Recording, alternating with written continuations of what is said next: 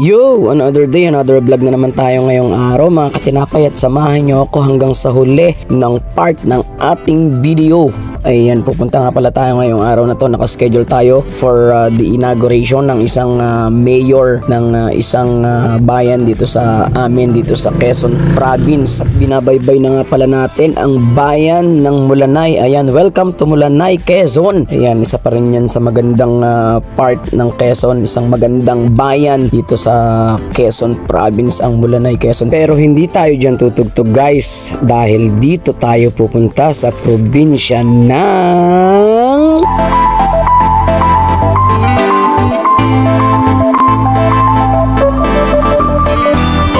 Ayan, ang destination nga pala natin ay San Andres, Quezon. Ayan, isa sa magandang bayan dito sa amin sa lalawigan ng Quezon. Ayan, at bago ka makarating dyan guys, medyo mahaba-habang biyahe. Siguro nagbiyahe kami dyan ng mga simula Lucena, 5 hours. Ayan, mula Lucena hanggang San Andres, Quezon. At talaga namang madadaanan nyo dyan yung talagang napakagandang kapaligiran guys. Talagang dapat ma-preserve natin yung mga ganitong kalikasan. Tingnan nyo naman, left and right, talaga namang sobrang napakadaming puno compare dun sa ibang mga bayan na talaga namang nagtataas ng mga building. Dito guys, talagang napaka-fresh ng hangin dito sa Quezon guys. Kung mapapansin nyo guys, lalo na sa mga Quezonian, ayan, napakadalang nating tamaan ng mga kalamidad dahil sa mga mapupuno nating kapaligiran guys. Pansin nyo rin, di ba?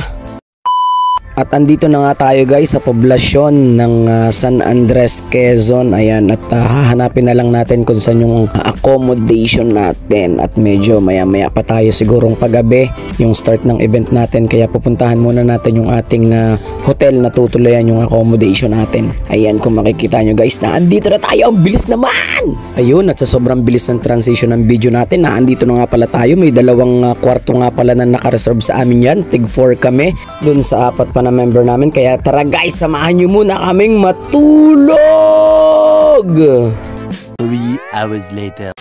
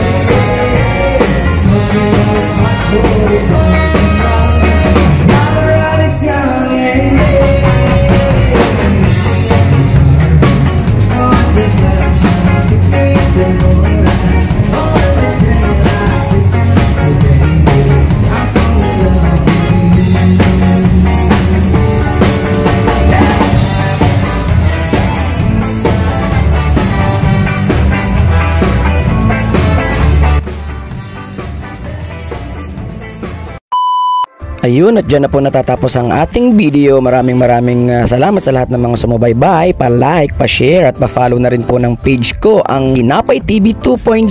Maraming salamat po sa inyong lahat. God bless everybody. Peace and love.